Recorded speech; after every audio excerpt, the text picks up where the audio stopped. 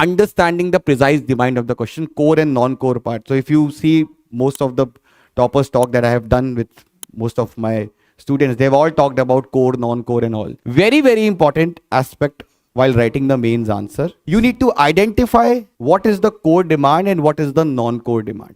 और ये एक सबसे इंपॉर्टेंट चीज है when you are writing answer, because होता क्या है कि हम नॉन कोर पार्ट को इतना ज्यादा एड्रेस कर देते हैं जितना उसकी डिमांड नहीं है, और बहुत बार ऐसा होता है कि we fail to recognise what is core, what is non core demand. So in any question the core demand और the non core demand is technically 2-3 things.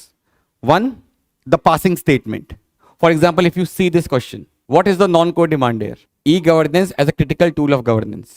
Yeah, features of e-governance. So basically, जो passing statement क्या है यहाँ पे? ये यहाँ तक passing statement है. And this is the directive. The directive is always the core part. And the passing statement is the non-core part. Right? So ultimately, while writing an answer, आपको non-core part को 25% space देनी है, and 75% you have to focus on the core part. What I've seen in many of the answer copies is that aspirants give 50-50% to core and non-core, which is not right.